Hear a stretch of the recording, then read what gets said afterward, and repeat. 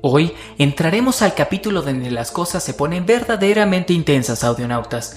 Dejamos atrás la comodidad de Cozumel y nos paramos en la raya ante el primer gran bloqueo de seguridad histórico. Veremos cómo la diplomacia de la época se traducía en una lluvia de flechas, cómo un alpargate atorado en el lodo casi cambia el destino de todo un continente, y en el momento exacto en que llega el regalo más codiciado del emprendimiento castellano, la gran Doña Marina, mejor conocida como Malintzin. Actualizando por completo el sistema de traducción de la expedición en 3, 2, 1. ¿Qué tal, audionautas? ¿Cómo están? Yo estoy muy contento de estar con ustedes y que puedan acompañarme en esta ocasión, así que déjense llevar por Hermes y enciendan la imaginación. El 12 de marzo de 1519 llegamos con toda la armada al río de Grijalba, que en aquel entonces se conocía como Tabasco. Como la base de datos del viaje anterior nos decía que los barcos grandes con mucho peso iban a encallar, los dejamos en mar abierto. Nos subimos a los navíos pequeños y a los bateles y embarcamos en la punta de los Palmares, a media legua del pueblo. Y aquí vino la primera sorpresa. La ribera estaba rebosante de guerreros locales. En el pueblo ya había más de 12,000 embalajes de combate listos para darnos guerra.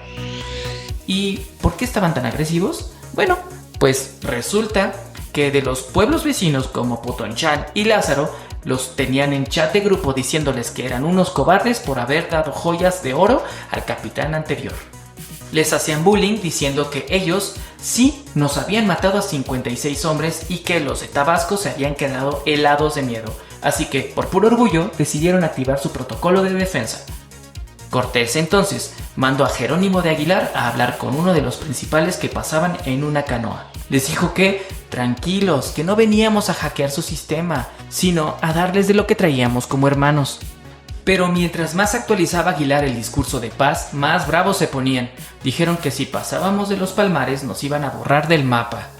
Y viendo que ya iban sobre nosotros con cientos de canoas, teniendo trompetillas, caracoles y atabalejos, Cortés jugó bajo las reglas de la ley. Mandó que nadie disparara una sola ballesta o una escopeta. Para llevar todo bien justificado, se armó un requerimiento formal delante de un escribano del rey. Aguilar les dijo que, si habían muertos por la guerra, el cargo y la culpa de la licencia operativa sería completamente de ellos. A los guerreros de Tabasco les valió gorro el aviso de privacidad y empezaron a llenarnos de flechas. Nos dieron tal rociada de flechas que nos hicieron combatir con el agua hasta la cintura. Y como había mucha lama y ciénaga, el render de nuestros movimientos era súper lento, más lento que metabolismo de gordo. Ahí estaba Cortés peleando cuando el lodo le hizo un glitch y le tragó un alpargate. El futuro conquistador tuvo que salir a tierra descalzo de un pie hasta que le rescataron el calzado. Los nativos gritaban "Alcalachioni, Alcalachioni", que en su idioma significaba "enfóquense en el jefe, vayan por el jefe". Los fuimos retrayendo hasta un gran patio donde tenían 3 casas de ídolos. Ahí Cortés les dijo: "Este es mi servidor". Desenvainó su espada, le dio 3 cuchilladas a un árbol grande llamado de ceiba y tomó posesión oficial en nombre de su majestad el rey Carlos. Todo certificado ante el escribano de la corona. Al día siguiente, Cortés mandó bajar todos los caballos de los barcos. Al principio corrían horrible, pues llevaban días en modo reposo en las naves. Les puso pretales de cascabeles para hacer efecto de sonido terrorífico y mandó a 13 jinetes con él a la cabeza. Dejó al artillero de Mesa a cargo de los tiros y a Diego de Ordaz al mando de la infantería porque de plano a Ordaz no se le daba montar a caballo. Marchamos a una sabana enorme llamada Cincla y de pronto apareció el ejército completo de Tabasco. Era un escuadrón tan grande que cubría toda la pantalla visual. De la primera arremetida nos hirieron a más de 70 soldados y uno murió al instante por un flechazo en el oído. El artillero Mesa tenía rango libre y disparaba a su antojo, haciendo caer a muchos, pero los guerreros, en lugar de correr, daban grandes silbidos y aventaban paja y tierra al aire para que no viésemos el daño que les hacíamos. Gritaban "¡Ala-la-la-la-la-la-la-la-la-la-la!". En eso asomaron los jinetes por la espalda del escuadrón. Como los nativos jamás habían visto un caballo, pensaron que el jinete y la bestia eran un solo ser biónico indivisible. El pánico fue total, voltearon las espadas y huyeron. Esa fue la primera gran guerra que tuvimos en lo que ahora se conoce como la Nueva España.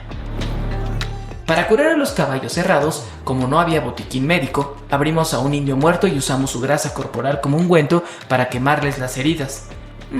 Control de daños de alta presión e improvisación. Al día siguiente, se aproximaron los caciques a pedir perdón.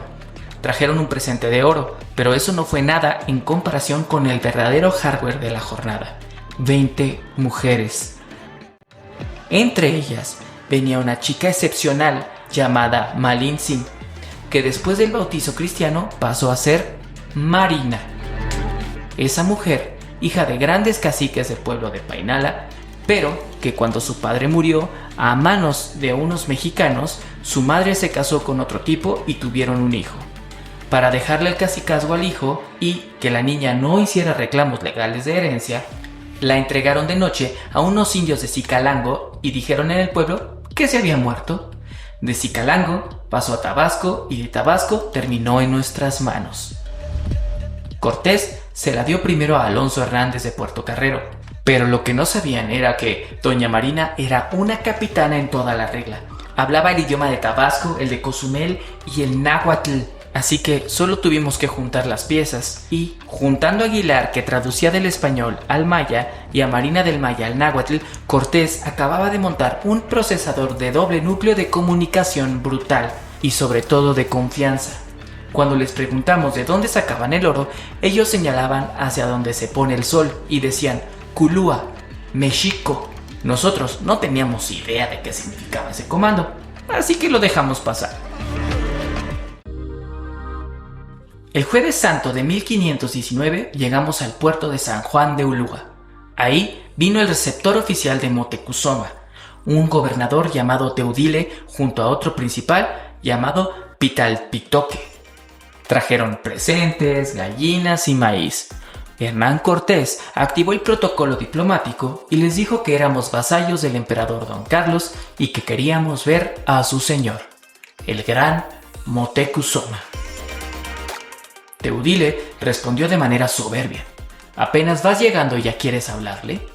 Luego sacó de una petaca piezas de oro ricas, 10 cargas de ropa de algodón y algunas plumas.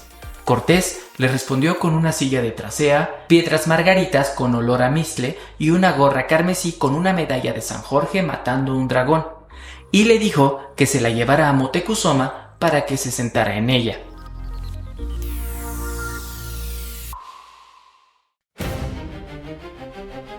Teudile traía en su equipo a grandes pintores de México.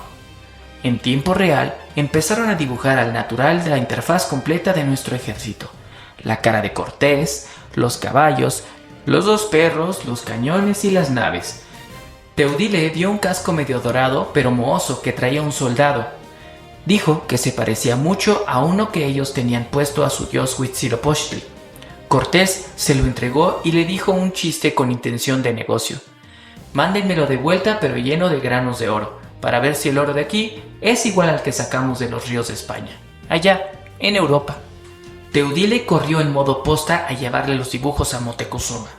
Cuando el gran señor mexica vio el casco y el parecido con su deidad, quedó admirado y tuvo por seguro que éramos los que sus antepasados habían dicho que vendrían a controlar la infraestructura de esa tierra. A los pocos días, regresó Teudile con más de 100 indios cargados y un cacique llamado Quintalbor, que adrede había mandado Moctezuma porque era el clon exacto de Cortés físicamente. En el real le decíamos el Cortés de acá y el Cortés de acullá. Lo que desplegaron en los petates nos dejó con el sistema congelado. Una rueda de oro fino con la forma del sol, del tamaño de una rueda de carreta, que valía más de 10,000 pesos. Otra rueda igual de plata con la forma de la luna. El casco mohoso regresó lleno de granos de oro con puro valor de 3,000 pesos. Trajeron 20 ánades de oro, figuras de tigres, leones, monos y 10 collares primos, 12 flechas con un arco y penachos de ricas plumas verdes. No obstante, el mensaje de texto fue contundente. Dice mi señor que se alegra de que sean tan valientes, pero que ni de chiste piensen en las vistas. No hay acceso al servidor central de México. Hay muchos inconvenientes. Entonces, Cortés les regaló 2 camisas de Holanda y diamantes azules y mandó un mensaje de vuelta. Díganle que ya pasamos por muchos males y que si me regreso sin verlo, mi rey no me va a recibir bien el reporte de trabajo. En lo que se volvería el acceso, el otro enviado, Pitalpitoque, aplicó un bajo ancho de banda y dejó de traernos comida. El pan de casabe se nos pudrió, se llenó de gusanos y si no íbamos a mariscar a la playa, de plano se nos apagaba el motor de tanta hambre. Teodile regresó con 4 piedras verdes de Chalchihuitl, que valían más que las esmeraldas, pero dijo que ya no mandáramos más mensajeros, que Moctezuma no nos iba a recibir. Cortés se volteó con nosotros y nos dijo en voz alta: verdaderamente debe ser un gran señor, y, si Dios quiere, algún día lo hemos de ir a ver. Los soldados respondimos que ya queríamos estar envolviéndonos en ese negocio. Para colmo de males, se armó un complot en el reboot de nuestro propio sistema. Los parientes de Diego Velázquez empezaron a meter cizaña diciendo que no había abastos y que debíamos regresar a Cuba de inmediato. Pero Cortés ya había hecho un acuerdo secreto en chat privado con Alonso Hernández de Puerto Carrero, Pedro de Alvarado, Juan de Escalante y conmigo también. Una noche, a medianoche, vinieron a mi choza a decirme en secreto: Bernal, sálvate con tus armas. No es justo que Cortés nos haya engañado diciendo en Cuba que venía a poblar y ahora resulte que solo trae permiso para intercambiar oro. Si nos regresamos, Diego Velázquez se va a quedar con todo el crédito y nosotros bien endeudados. Hay que elegir a Cortés como nuestro capitán general directo ante el rey. Yo les dije que volver a Cuba era una mala idea y que se poblara la tierra de una vez. Cuando los de Velázquez se enteraron, se armó el problema en la oficina. Le dijeron a Cortés que se dejara de mañas y que diera la orden de embarque de regreso. Cortés, aplicando la de tú me lo ruegas y yo me lo quiero, mandó tocar el pregón de que al día siguiente todos subieran a los barcos. Entonces, el grupo nuestro salió a reclamarle públicamente: no señor, usted nos dijo que veníamos a fundar una colonia, exigimos que se poble esta tierra. Cortés aceptó el trato con 2 condiciones bien estructuradas. Él sería justicia mayor y capitán general, y aparte del quinto real del rey, él se quedaría con otro quinto completo de todo el oro que se encontrara. Rey de la monetización, ¿no? Con un escribano llamado Diego de Godoy se firmaron los poderes y fundamos ahí mismo la Villa Rica de la verdadera Cruz. Se nombraron alcaldes a Puerto Carrero y a Francisco de Montejo. A Montejo se lo dieron para comprar su lealtad porque era de los de Velázquez. Y para que quedara claro quién tenía los permisos de administrador de la red, pusimos una picota en la plaza y una horca afuera del pueblo. Cortés había formado su propio código operativo independiente. Ya no era un empleado de Cuba, ahora era el dueño legal de su propio emprendimiento en la tierra de la Náhuac.